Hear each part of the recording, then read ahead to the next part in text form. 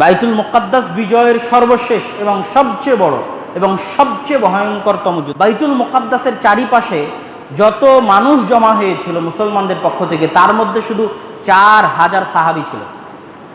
এত সাহাবী কোন যুদ্ধে অংশগ্রহণ করেছে তা ইতিহাসের পাতায় পাওয়া যায় না। 4000 সাহাবী বাইতুল মুকাদ্দাসের চারপাশে জমা। আল্লাহ তাআলা আনহুর বৈশিষ্ট্য পাদ্রী শুনে তখন পাদ্রী বলে, হ্যাঁ, এই তো সে যার হাতে বাইতুল মুকাদ্দাস বিজয় হবে, আমাদের কিতাবে লেখা আছে।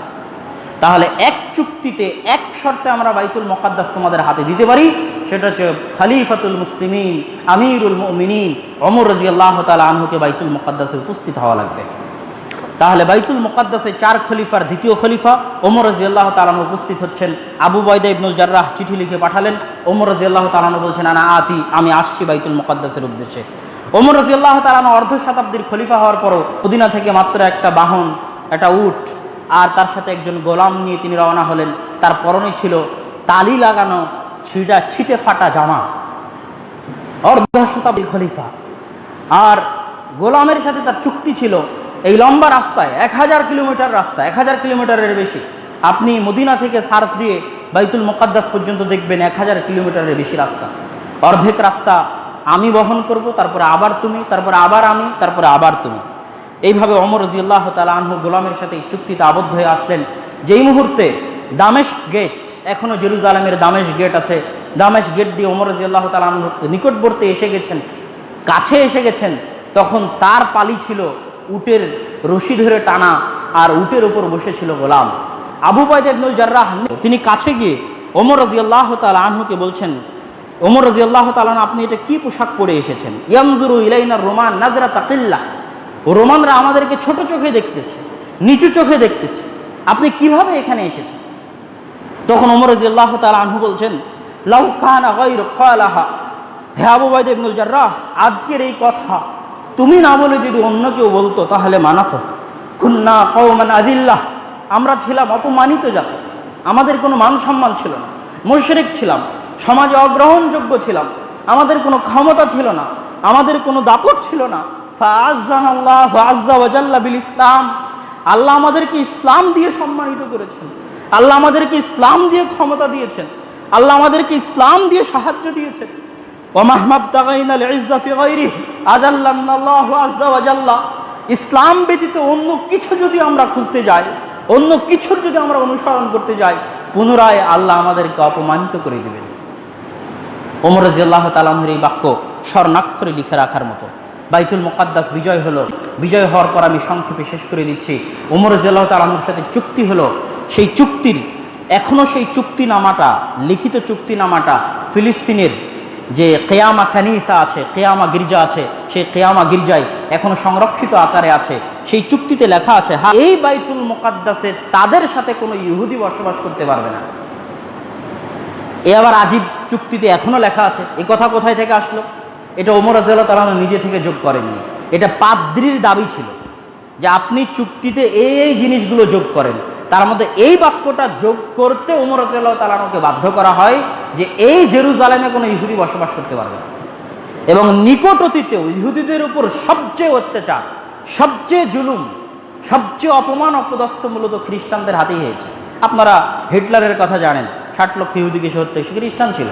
কেননা খ্রিস্টানরা ইহুদিদেরকে সহ্য করতে পারত না। তাহলে আজকে আমেরিকা এবং ইউরোপ ওমর রাদিয়াল্লাহু তাআলা আনহুর সাথে করা চুক্তি ভঙ্গ করেছে। আজকে তারা বাইতুল মুকাদ্দাসে ইহুদিদেরকে বসবাস করতে দিচ্ছে, অথচ তারা ওমর রাদিয়াল্লাহু তাআলা আনহুর সাথে এই চুক্তি এখনো আছে ফিলিস্তিনের কিয়ামা গির্জার মধ্যে, যে ওমর রাদিয়াল্লাহু তাআলা আনহুর সাথে তারা চুক্তি করেছিল এখানে কোনো ইহুদি বসবাস করতে পারবে না। আবু বকর রাদিয়াল্লাহু তাআলা আনহু ফিলিস্তিনের বিজয় দেখে যেতে পারেননি। আবু বকর রাদিয়াল্লাহু তাআলা আনহুর মৃত্যুর পরে ওমর রাদিয়াল্লাহু তাআলা আনহু যখন ক্ষমতার দায়িত্বভার গ্রহণ করেন, ক্ষমতার দায়িত্বভার গ্রহণ করা মাত্রই তিনি খালিদ বিন ওয়ালিদকে প্রধান সেনাপতির পদ থেকে অপসারণ করেন। এটা ওমর রাদিয়াল্লাহু তাআলা আনহুর খেলাফত আমলের এক ব্যতিক্রমধর্মী সিদ্ধান্ত ছিল, যেটা ঐতিহাসিকদের আলোচনায় বিভিন্ন রকম উল্টাপাল্টা আলোচনা হয়। কিন্তু আসলে কেন তিনি তাকে প্রধান সেনাপতির দায়িত্বভার থেকে অপসারণ করেছিলেন সে বিষয়ে তার নিজস্ব কিছু বর্ণনা বিভিন্ন রিওয়ায়াতে পাওয়া যায়। ওমর রাদিয়াল্লাহু তাআলা আনহু বলছেন, ওয়াল্লাহি ইন্নী লাম আযিলহু আন সাখাতিহি ওয়ালা খিয়ানা, আমি খালিদ বিন ওয়ালিদকে তার কোনো ভুলের কারণে অপসারণ করিনি। ওয়ালাকিন্নী রাআইতু, বরং আমি দেখছি, আন্নান নাস ক্বাদ ফুতিনু বিহি ফাখাশাইতু আন ইউওয়াক্কিলু ইলাইহি, আমি দেখছি যে মানুষ মনে করে বসতেছে যে খালিদ বিন ওয়ালিদ থাকলেই যুদ্ধে বিজয় হয়, আর খালিদ বিন ওয়ালিদ যদি না থাকে তাহলে যুদ্ধে বিজয় হবে না। আমি মানুষের এই আকীদাকে নষ্ট করার জন্য, ধ্বংস করার জন্য আমি মূলত খালিদ বিন ওয়ালিদকে প্রধান সেনাপতির পদ থেকে অপসারণ করেছি, যাতে মানুষ বুঝে যে বিজয় আসে আল্লাহর পক্ষ থেকে, কোনো ব্যক্তির কারণে নয়, বিজয় সংখ্যাধিক্যের কারণে নয়, শক্তি ক্ষমতার কারণে নয়, বরং ইখলাস এবং ঈমানের কারণে। এবং ঠিকই খালিদ বিন ওয়ালিদের অপসারণের পরে যখন আবু উবাইদা ইবনুল জাররাহকে প্রধান সেনাপতির দায়িত্ব দেওয়া হলো, তখন তার নেতৃত্বে বাইসানের যে যুদ্ধ সংঘটিত হয়েছিল, এই যুদ্ধে মুসলমানেরা বিজয় লাভ করেছিলেন। আর এই যুদ্ধে খালিদ বিন ওয়ালিদ একজন সাধারণ সেনা হিসেবে আবু উবাইদা ইবনুল জাররাহের অধীনে সেই দিন তিনি যুদ্ধ করেছিলেন। এবার আমরা দেখব বাইতুল মুকাদ্দাস বিজয়ের সর্বশেষ এবং সবচেয়ে বড় যুদ্ধ। বাইতুল মুকাদ্দাস বিজয়ে সর্বশেষ, কেননা কিছুক্ষণ পরে আমরা দেখব ওমর রাদিয়াল্লাহু তাআলা আনহু বাইতুল মুকাদ্দাস বিজয় করবেন। বাইতুল মুকাদ্দাস বিজয়ের সর্বশেষ এবং সবচেয়ে বড় এবং সবচেয়ে ভয়ঙ্করতম যুদ্ধ, সেই যুদ্ধ হচ্ছে ইয়ারমুকের যুদ্ধ। রোমান সম্রাট হেরাক্লিয়াস আন্তাকিয়া বা এন্টাকি, যেটা তুরস্ক এবং সিরিয়ার সীমান্তবর্তী অঞ্চলে এখনো আছে, গুগল ম্যাপে সার্চ দিলে এখনো দেখা যাবে, সেখানে বসে সে পরিকল্পনা করতে থাকলো যে এই যে মুসলমানেরা পারস্য এবং রোমানদের বিরুদ্ধে অব্যাহত যুদ্ধ চালিয়ে যাচ্ছে, এবং আজনাদাইনের যুদ্ধে যে তাদের পরাজয় হয়েছে, বাইসানের যুদ্ধে তাদের পরাজয় হয়েছে, এটার প্রতিশোধ নেওয়ার জন্য, ভয়ঙ্করতম প্রতিশোধ নেওয়ার জন্য সে রওনা করলো। এবং তার সাথে ছিল 2 লক্ষের বেশি সেনাবাহিনী। 2 লক্ষের বেশি সেনাবাহিনীর মাঝে মুসলমানদের ছিল মাত্র 30,000 সেনাবাহিনী, আর মুসলমানদের প্রধান সেনাপতির দায়িত্বে ছিলেন আবু উবাইদা ইবনুল জাররাহ। তিনি 2 লক্ষের অধিক বিশাল রোমান সেনাবাহিনী দেখে ওমর রাদিয়াল্লাহু তাআলা আনহুর নিকটে চিঠি লিখলেন। তার চিঠির বাক্য ইতিহাসের পাতায় এভাবে আছে যে আল আজাল ইয়া আমির আল মুমিনিন বির রিজাল বাদার রিজাল, হে আমিরুল মুমিনিন, 2 লক্ষের অধিক সেনাবাহিনীর সদস্য নিয়ে রোমান সম্রাট এগিয়ে আসতেছে, আপনি মদিনা থেকে সাহায্য পাঠান, সেনাবাহিনী পাঠান। ওয়া ইল্লা ফাহতাসিব আনফুসাল মুসলিমিনা ইনহুম আকামু, না হলে দুইটার একটা ঘটবে, হয় মুসলমানেরা যুদ্ধে টিকে থাকবে, যদি টিকে থাকে তাহলে সবাই মারা যাবে, আর না হয় মুসলমানেরা যুদ্ধের মাঠ থেকে পালিয়ে যাবে, যদি পালিয়ে যায় তাহলে তারা তাদের দ্বীনকে অস্বীকার করে বসবে, অতএব আপনি সাহায্য পাঠান। ওমর রাদিয়াল্লাহু তাআলা আনহু সাহায্য না পাঠিয়ে পাল্টা চিঠি পাঠালেন। পাল্টা চিঠিতে ওমর রাদিয়াল্লাহু তাআলা আনহু লিখলেন, লা তুহাওবিলান্নাকুম কাসরাতা মা জাআ মিনহুম, তোমাদেরকে যেন ভীত সন্ত্রস্ত করতে না পারে রোমানদের সংখ্যাধিক্য। ফাইন্নাল্লাহা মিনহুম বারি, কেননা আল্লাহর সাহায্য তাদের সাথে নাই। ওমান বারি আল্লাহু মিনহু, আর যাদের সাথে আল্লাহর সাহায্য নাই তারা এমন দেওয়ালের মতো যেই দেওয়াল কোনো উপকার করতে পারে না। ওয়ালা তাওহাশাকা কিল্লাতাল মুমিনিন, আর মুমিনিনদের সংখ্যার স্বল্পতা তোমাকে যেন ভীত সন্ত্রস্ত না করে। ফাইন্নাল্লাহা মাআক, কেননা আল্লাহ তোমার সাথে আছে। ওয়ালাইসা কালিলান মান কানা আল্লাহু আযজা ওয়া জাল্লা মাআহ, আর যার সাথে আল্লাহ সুবহানাহু ওয়া তাআলা থাকে তারা সংখ্যায় অল্প হতে পারে না।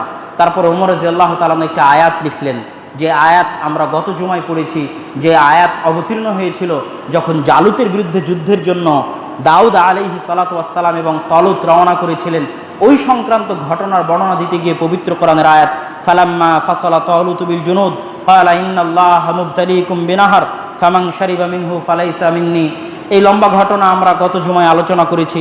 তার শেষ বাক্য ছিল কি, কাম মিন ফিআতিন কালিলাতিন গালাবাত ফিআতান কাসীরা বিইজনিল্লাহ।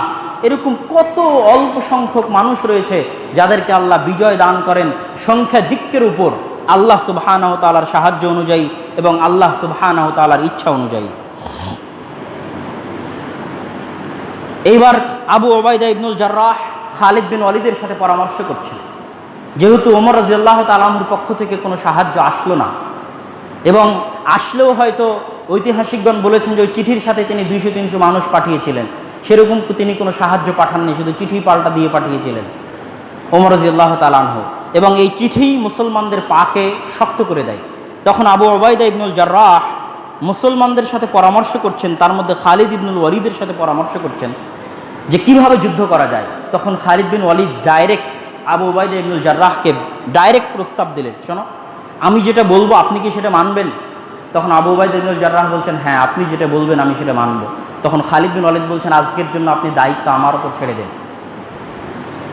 আপনাকে প্রধান সেনাপতি করেছে ওমর রাদিয়াল্লাহু তাআলা আনহু, আমি আপনাকে মানি, সম্মান করি এবং মানার ঘটনা পুরো ইতিহাসে আছে, কিন্তু আপনি আমার সাথে পরামর্শ করতে এসেছেন, আজকের জন্য আপনার সাথে আমার প্রথম পরামর্শ, আজকের যুদ্ধের দায়িত্ব আপনি আমার উপর ছেড়ে দেন। আবু উবাইদা ইবনুল জাররাহ একমত হলেন এবং তিনি খালিদ বিন ওয়ালিদের উপর যুদ্ধের দায়িত্ব ছেড়ে দিলেন। যদিও সর্বময় ক্ষমতার অধিকারী প্রধান সেনাপতি আবু উবাইদা ইবনুল জাররাহ, কিন্তু পুরো যুদ্ধ পরিচালনা করার ভারপ্রাপ্ত জিম্মেদারি খালিদ বিন ওয়ালিদের উপর দিয়ে দিলেন আবু উবাইদা ইবনুল জাররাহ। সেই দিন খালিদ বিন ওয়ালিদ মুসলমানদেরকে বলেছিলেন, আরা ওয়াল্লাহি ইন কুননা নুকাতাল বিল কাসরা ওয়াল আদাদহুম আকসার মিন্না ওয়া আকা মিন্না ওয়া মা লানা বিহিম ইযান তাকাহ ওয়া ইন্না নুকাতিলুহুম বিল্লাহি ওয়া বিল্লাহ। শোনো, আমরা মানুষদের সাথে যুদ্ধ করি না সংখ্যাধিক্য দিয়ে, শক্তি দিয়ে, ক্ষমতা দিয়ে, বরং আমরা মানুষের সাথে যুদ্ধ করি বিল্লাহ বিল্লাহ, আল্লাহকে দিয়ে, আল্লাহকে দিয়ে। ফামা আরা আন্না জামাআতাহুম ওয়ালাউ কানু আহলাল আরদি জামিআ আন্নাহা তাগনি আনহুম শাইআ। যদি রোমানের 2 লক্ষর জায়গায় সারা পৃথিবীর সব মানুষ একত্রিত হয়, তো আমি খালিদ বিন ওয়ালিদ পরোয়া করি না সারা পৃথিবীর সব মানুষ একত্রিত হয়ে গেলে, যতক্ষণ আল্লাহ সুবহানাহু ওয়া তাআলা আমাদের সাথে আছেন। সেই দিন ইয়ারমুকের যুদ্ধে বাইতুল মুকাদ্দাস বিজয়ের সবচেয়ে ভয়ঙ্কর যুদ্ধ সংঘটিত হয়েছিল। খালিদ বিন ওয়ালিদ রাদিয়াল্লাহু তাআলা আনহু নিজে ইয়ারমুকের জায়গা চয়ন করেছিলেন, যেটা ছিল চারিদিক থেকে একটু উঁচু পাহাড় ঘেরা, 3 দিক থেকে উঁচু পাহাড় ঘেরা মরুভূমির উপত্যকা, এবং তার পরিকল্পনা ছিল রোমান বিশাল 2 লক্ষ সেনাবাহিনীকে ওই উপত্যকায় আটকিয়ে দেওয়া এবং মরুভূমি অঞ্চলের মধ্যে আটকিয়ে দেওয়া, যাতে এই মরুভূমি অঞ্চলের সাথে হয়তো কুস্তুনতুনিয়া, তুরস্ক, ইউরোপ থেকে যারা আসতেছে তারা অতটা পরিচিত নয়, আবার আশেপাশে পাহাড় আছে, যাতে তাদের সাথে যুদ্ধ করতে সহযোগিতা হয়।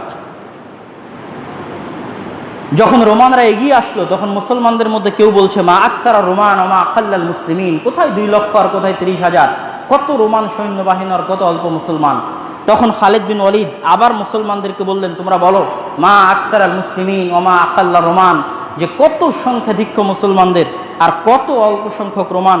কেননা ওয়াল্লাহি লা নুনসার ইল্লা বিল্লাহি আযজা ওয়া জাল, কেননা আমরা জয়লাভ করতে পারবো না আল্লাহ সুবহানাহু ওয়া তাআলার সাহায্য ছাড়া। এইভাবে ইয়ারমুকের যুদ্ধে মুসলমানরা বিজয় লাভ করে, আর এটাই ছিল বাইতুল মুকাদ্দাস বিজয়ের সর্বশেষ যুদ্ধ। এই যুদ্ধে মুসলমানদের বিজয়ের মাধ্যমে পুনরায় মুসলমানরা ওই যে আবু বকর রাদিয়াল্লাহু তাআলা আনহু 4টে সেনাবাহিনী পাঠিয়েছিলেন ফিলিস্তিনের জন্য, ওই 4 ভাগে ভাগ হয়ে যায় এবং ইয়ারমুকের যুদ্ধের পরে কেউ জর্ডান বিজয়ের জন্য বের হয়ে যায়, কেউ দামেস্ক বিজয়ের জন্য বের হয়ে যায়, কেউ ফিলিস্তিনের যে অঞ্চলগুলো আছে গাজা, ইয়াফা, হাইফা, তেল আবিব, এই অঞ্চলগুলো বিজয়ের জন্য বের হয়ে যায়। আর ফিলিস্তিনের এই অঞ্চলগুলো বিজয়ের জন্য বের হন আমর ইবনুল আস রাদিয়াল্লাহু তাআলা আনহু। আমর ইবনুল আস রাদিয়াল্লাহু তাআলা আনহু এই বাইতুল মুকাদ্দাসের 4 দিক থেকে তিনি মুসলমানদের সকল শহর, সকল এলাকা দখল করে ফেলেন। শুধু বাকি থাকছে বাইতুল মুকাদ্দাস, আল কুদস। যখন শুধু আল কুদস বাকি, তখন আমর ইবনুল আস রওনা দিলেন আল কুদসের দিকে। জেরুজালেমকে 4 দিক থেকে তিনি দখল করে ফেলেছেন, এখন তিনি কুদসের দিকে রওনা দিলেন। কুদসের দিকে রওনা দেওয়ার বিশাল ঘটনা আছে, সেই লম্বা ঘটনায় আমরা না গিয়ে আজকে যেহেতু ওমর রাদিয়াল্লাহু তাআলা আনহু কর্তৃক বাইতুল মুকাদ্দাস বিজয়ের ঘটনা বলে শেষ করব। তো জেরুজালেম তখন ছিল রোমানদের সবচেয়ে শক্তিশালী দুর্গ, সবচেয়ে কেন্দ্রস্থল। সেটা যখন তিনি কাছে গেলেন, কাছে যাওয়ার পর তিনি চিঠি লিখে পাঠালেন আবু উবাইদা ইবনুল জাররাহের নিকটে, যে এখানে একাই আমার পক্ষে বিজয় লাভ করা সম্ভব নয়, আপনি আসেন। তখন আবু উবাইদা ইবনুল জাররাহ আরও 3 দিকে যারা যুদ্ধ করছিলেন তাদেরকেও ডেকে পাঠালেন। তখন বাইতুল মুকাদ্দাসের চারিপাশে যত মানুষ জমা হয়েছিল মুসলমানদের পক্ষ থেকে, তার মধ্যে শুধু 4000 সাহাবী ছিল। এত সাহাবী কোনো যুদ্ধে অংশগ্রহণ করেছে তা ইতিহাসের পাতায় পাওয়া যায় না। 4000 সাহাবী বাইতুল মুকাদ্দাসের চারপাশে জমা হয়েছেন, বাইতুল মুকাদ্দাসকে ঘিরে ধরেছেন। বাইতুল মুকাদ্দাসকে ঘিরে ধরার পর যখন ভেতরে যে পাদ্রী আছে, সেই পাদ্রী সিদ্ধান্তহীনতায় ভুগছে যে সে কি করবে। সিদ্ধান্তহীনতায় ভুগতে যখন আবু উবাইদা ইবনুল জাররাহ আসেন, তখন মুসলমানেরা তাকবীর দিচ্ছিল। মুসলমানদের তাকবীর ধ্বনিতে পাদ্রী ভিতর থেকে বের হয়ে এসে দেখলো যে কে এসেছে। দেখে আবু উবাইদা ইবনুল জাররাহ। তখন সে তার হাতে থাকা তাওরাত বা ইনজিলের সাথে মিলিয়ে দেখে যে বাইতুল মুকাদ্দাস যার বিজয় করার কথা সে তো এ নয়। তখন আবার সে বাইতুল মুকাদ্দাসের ভিতরে ফিরে গিয়ে বলছে, তোমরা শান্ত থাকো, যার হাতে বাইতুল মুকাদ্দাস বিজয় হওয়ার কথা সে এখনো আসেনি, অতএব কোনো চিন্তা নাই। কিন্তু খাদ্যের সংকটের কারণে, পানির সংকটের কারণে পাদ্রী আবার বের হয়ে এসে আমর ইবনুল আসের সাথে কথা বলতে চায়। আমর ইবনুল আসের সাথে কথা বলতে বলতে মদিনায় বসে থাকা ওমর রাদিয়াল্লাহু তাআলা আনহুর বৈশিষ্ট্যের আলোচনা আসে। যখন ওমর রাদিয়াল্লাহু তাআলা আনহুর বৈশিষ্ট্য পাদ্রী শুনে, তখন পাদ্রী বলে, হ্যাঁ, এই তো সে যার হাতে বাইতুল মুকাদ্দাস বিজয় হবে, আমাদের কিতাবে লেখা আছে। তাহলে এক চুক্তিতে, এক শর্তে আমরা বাইতুল মুকাদ্দাস তোমাদের হাতে দিতে পারি, সেটা হচ্ছে খলিফাতুল মুসলিমিন আমিরুল মুমিনিন ওমর রাদিয়াল্লাহু তাআলা আনহুকে বাইতুল মুকাদ্দাসে উপস্থিত হওয়া লাগবে। তাহলে বাইতুল মুকাদ্দাসে 4 খলিফার দ্বিতীয় খলিফা ওমর রাদিয়াল্লাহু তাআলা আনহু উপস্থিত হচ্ছেন। আবু উবাইদা ইবনুল জাররাহ চিঠি লিখে পাঠালেন, ওমর রাদিয়াল্লাহু তাআলা আনহু বলছেন, আনা আতি, আমি আসছি বাইতুল মুকাদ্দাসের উদ্দেশ্যে। ওমর রাদিয়াল্লাহু তাআলা আনহু অর্ধ শতাব্দীর খলিফা হওয়ার পরও মদিনা থেকে মাত্র, এটা ইবনু আসাকিরের তারিখে সহিহ সূত্রে প্রমাণ পাওয়া যায়, কাল্পনিক ঘটনা নয়, বাস্তব ঘটনা। মদিনা থেকে মাত্র একটা বাহন, একটা উট আর তার সাথে একজন গোলাম নিয়ে তিনি রওনা হলেন। তার পরনে ছিল তালি লাগানো ছিটে ফাটা জামা, অর্ধ শতাব্দীর খলিফা। আর গোলামের সাথে তার চুক্তি ছিল, এই লম্বা রাস্তায় 1000 কিলোমিটার রাস্তা, 1000 কিলোমিটারের বেশি, আপনি মদিনা থেকে সার্চ দিয়ে বাইতুল মুকাদ্দাস পর্যন্ত দেখবেন 1000 কিলোমিটারের বেশি রাস্তা। অর্ধেক রাস্তা আমি বহন করব, তারপরে আবার তুমি, তারপরে আবার আমি, তারপরে আবার তুমি। এইভাবে ওমর রাদিয়াল্লাহু তাআলা আনহু গোলামের সাথে এই চুক্তিতে আবদ্ধ হয়ে আসলেন। যেই মুহূর্তে দামেস্ক গেট, এখনো জেরুজালেমের দামেস্ক গেট আছে, দামেস্ক গেট দিয়ে ওমর রাদিয়াল্লাহু তাআলা আনহু নিকটবর্তী এসে গেছেন, কাছে এসে গেছেন, তখন তার পালি ছিল উটের রশি ধরে টানা, আর উটের উপর বসেছিল গোলাম। আবু উবাইদা ইবনুল জাররাহ নিজে অনেক বড় পরহেজগার, অনেক বড় তাকওয়াবান এবং অনেক বড় আল্লাহ ভীরু মানুষ হওয়ার পরেও আবু উবাইদা ইবনুল জাররাহের অন্তরে কষ্ট হলো। কি কষ্ট হলো? যে এই এত বড় ফিলিস্তিনের অধিবাসী, জেরুজালেমের অধিবাসীরা কি মনে করবে যে মুসলমানদের বাদশাহ এরকম এত ছিটেফাটা জামা পরে, পুরো শরীর ধুলোয় মলিন, বৃত্তিহীন, মাটিতে মলিন অবস্থায় আসতেছে। এটা তার অন্তরে কষ্ট দিল। তিনি কাছে গিয়ে ওমর রাদিয়াল্লাহু তাআলা আনহুকে বলছেন, ওমর রাদিয়াল্লাহু তাআলা আনহু, আপনি এটা কি পোশাক পরে এসেছেন? ইয়ানজুরু ইলাইনা রোমান নাজরাতা কিল্লা, রোমানরা আমাদেরকে ছোট চোখে দেখতেছে, নিচু চোখে দেখতেছে, আপনি কিভাবে এখানে এসেছেন? তখন ওমর রাদিয়াল্লাহু তাআলা আনহু বলছেন, লাউ কানা গায়রু ক্বালাহা, হে আবু উবাইদা ইবনুল জাররাহ, আজকের এই কথা তুমি না বলে যদি অন্য কেউ বলতো তাহলে মানাতো। কুন্না কওমান আযিল্লাহ, আমরা ছিলাম অপমানিত জাতি, আমাদের কোনো মান সম্মান ছিল না, মুশরিক ছিলাম, সমাজে অগ্রহণযোগ্য ছিলাম, আমাদের কোনো ক্ষমতা ছিল না, আমাদের কোনো দাপট ছিল না। ফাআজ্জানাল্লাহু আযজা ওয়া জাল্লা বিল ইসলাম, আল্লাহ আমাদেরকে ইসলাম দিয়ে সম্মানিত করেছেন, আল্লাহ আমাদেরকে ইসলাম দিয়ে ক্ষমতা দিয়েছেন, আল্লাহ আমাদেরকে ইসলাম দিয়ে সাহায্য দিয়েছেন। ওয়া মাহমাবতাগাইনাল ইজ্জা ফি গায়রিহি আযাল্লানাল্লাহু আযজা ওয়া জাল্লা, ইসলাম ব্যতীত অন্য কিছু যদি আমরা খুঁজতে যাই, অন্য কিছুর যদি আমরা অনুসরণ করতে যাই, পুনরায় আল্লাহ আমাদেরকে অপমানিত করে দিবেন। ওমর রাদিয়াল্লাহু তাআলা আনহুর এই বাক্য স্বর্ণাক্ষরে লিখে রাখার মতো। বাইতুল মুকাদ্দাস বিজয় হলো। বিজয় হওয়ার পর আমি সংক্ষেপে শেষ করে দিচ্ছি। ওমর রাদিয়াল্লাহু তাআলা আনহুর সাথে চুক্তি হলো। সেই চুক্তির এখনো সেই চুক্তিনামাটা, লিখিত চুক্তিনামাটা ফিলিস্তিনের যে কিয়ামা কানিসা আছে, কিয়ামা গির্জা আছে, সেই কিয়ামা গির্জায় এখনো সংরক্ষিত আকারে আছে। সেই চুক্তিতে লেখা আছে, হাদা মা আতা আব্দুল্লাহ, এটা আল্লাহর বান্দা ওমর, তিনি নিজেকে ওখানে বড় কোনো লকবে সম্বোধন করেননি। আল্লাহর বান্দা ওমর আহলা ইলিয়া বাইতুল মুকাদ্দাসের অধিবাসীকে দিচ্ছে মিনাল আমান, নিরাপত্তা, আমান আনফুসিহিম ওয়া আমওয়ালিহিম, বাইতুল মুকাদ্দাসের খ্রিস্টান যত অধিবাসী আছে সকলের জান, মাল, ধন, সম্পদ নিরাপদ। যদিও আমরা মুসলমানেরা আমাদের আকীদা খ্রিস্টানদের আকীদার বিরোধী, কেননা মুসলমানদের কোরআনে লেখা আছে ওমা কাতালুহু ওয়া মা সালাবুহু ওয়ালাকিন শুববিহা লাহুম, মুসলমানেরা বিশ্বাস করে ঈসা আলাইহিস সালামকে হত্যা করা হয়নি, তাকে আসমানে উঠিয়ে নেওয়া হয়েছে। আর খ্রিস্টানেরা বিশ্বাস করে তাকে হত্যা করা হয়েছে। এই বিরোধিতার পরও আতাহুম আমানান লিআনফুসিহিম ওয়া আমওয়ালিহিম, তাদেরকে আমি নিরাপত্তা দিচ্ছি। লা ইউকরাহুনা আলা দীনিহিম, ইসলাম গ্রহণ করার জন্য জবরদস্তি করানো হবে না। ওয়ালা ইউদাররা আহাদুম মিনহুম, কাউকে কোনো ক্ষতি করা হবে না। ওয়ালা ইয়াসকুনু বিইলিয়া মাআহুম আহাদুম মিনাল ইয়াহুদ, আর এই বাইতুল মুকাদ্দাসে তাদের সাথে কোনো ইহুদি বসবাস করতে পারবে না। এ আবার আজীব চুক্তিতে এখনো লেখা আছে। এই কথা কোথায় থেকে আসলো? এটা ওমর রাদিয়াল্লাহু তাআলা নিজে থেকে যোগ করেননি, এটা পাদ্রীর দাবি ছিল যে আপনি চুক্তিতে এই জিনিসগুলো যোগ করেন। তার মধ্যে এই বাক্যটা যোগ করতে ওমর রাদিয়াল্লাহু তাআলাকে বাধ্য করা হয় যে এই জেরুজালেমে কোনো ইহুদি বসবাস করতে পারবে না। এবং নিকট অতীতেও ইহুদিদের উপর সবচেয়ে অত্যাচার, সবচেয়ে জুলুম, সবচেয়ে অপমান অপদস্থ মূলত খ্রিস্টানদের হাতেই হয়েছে। আপনারা হিটলারের কথা জানেন, 60 লক্ষ ইহুদিকে সে হত্যা, সে খ্রিস্টান ছিল। কেননা খ্রিস্টানরা ইহুদিদেরকে সহ্য করতে পারত না। তাহলে আজকে আমেরিকা এবং ইউরোপ ওমর রাদিয়াল্লাহু তাআলার সাথে করা চুক্তি ভঙ্গ করেছে। আজকে তারা বাইতুল মুকাদ্দাসে ইহুদিদেরকে বসবাস করতে দিচ্ছে, অথচ তারা ওমর রাদিয়াল্লাহু তাআলার সাথে এই চুক্তি এখনো আছে ফিলিস্তিনের কেয়ামা গির্জার মধ্যে, যে ওমর রাদিয়াল্লাহু তাআলার সাথে তারা চুক্তি করেছিল এখানে কোনো ইহুদি বসবাস করতে পারবে না। ওমর রাদিয়াল্লাহু তাআলা চুক্তি কমপ্লিট করার পর পাদ্রীকে বললেন, পাদ্রী তাকে কেয়ামা গির্জায় নিয়ে গেল।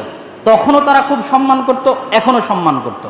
সেই গির্জায় ঢোকার পর পাদ্রী ওমর রাদিয়াল্লাহু তাআলা আনহুকে বললেন যে আপনি এখানে সালাত আদায় করেন। ওমর রাদিয়াল্লাহু তাআলা বললেন, না, আমি যদি এখানে সালাত আদায় করি তাহলে আমার পরবর্তীতে যে সমস্ত মুসলমানেরা আসবে তারা বলবে ওমর রাদিয়াল্লাহু তাআলা এখানে সালাত আদায় করেছিলেন, অতএব এটাকে মসজিদ বানিয়ে দাও। তখন আপনার এই গির্জা টিকবে না, আপনার গির্জা মসজিদ হয়ে যাবে। তখন ওমর রাদিয়াল্লাহু তাআলা সেখানে সালাত আদায় করলেন না, এখনো সেই গির্জা আছে। যদি আসলে ওমর রাদিয়াল্লাহু তাআলা ওখানে সালাত আদায় করতেন তাহলে আসলেই পরবর্তীতে কোনোদিন মুসলমানরা সেটাকে মসজিদ বানিয়ে দিত। তখন ওমর রাদিয়াল্লাহু আপনি নিয়ে চলেন আমাকে বাইতুল আকসায়, বাইতুল মুকাদ্দাসে, সেটা কোথায়?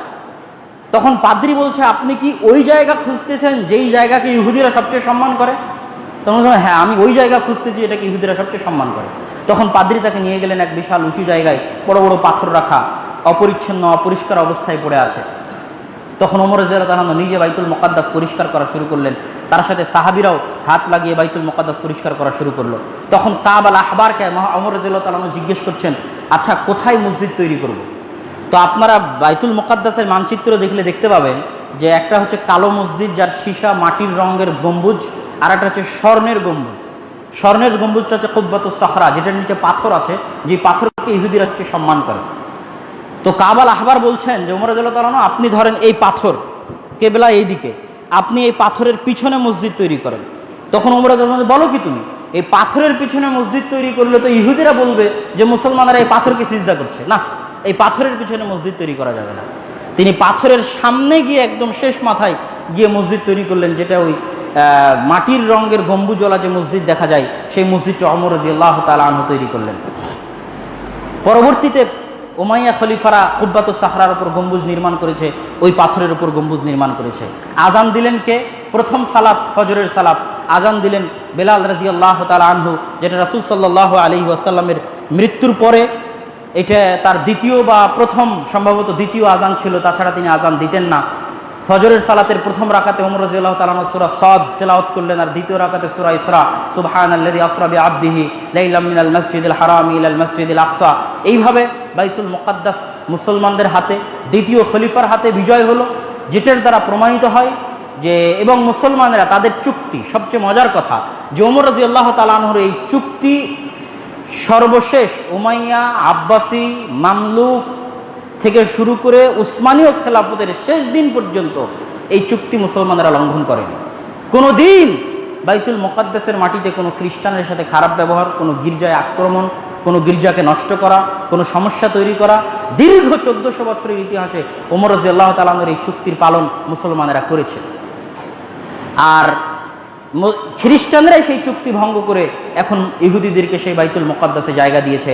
আমরা আমাদের তৃতীয় পর্বের আলোচনা যদি আগামী জুমায় কমপ্লিট করা সম্ভব হয়, আগামী জুমাতেই শেষ পর্ব ক্রুসেড, সালাহুদ্দিন আইয়ুবী এবং বর্তমান অবস্থার উপর আলোচনা শেষ করে ফিলিস্তিন পর্বের আলোচনা শেষ করব ইনশাআল্লাহুল আজিজ।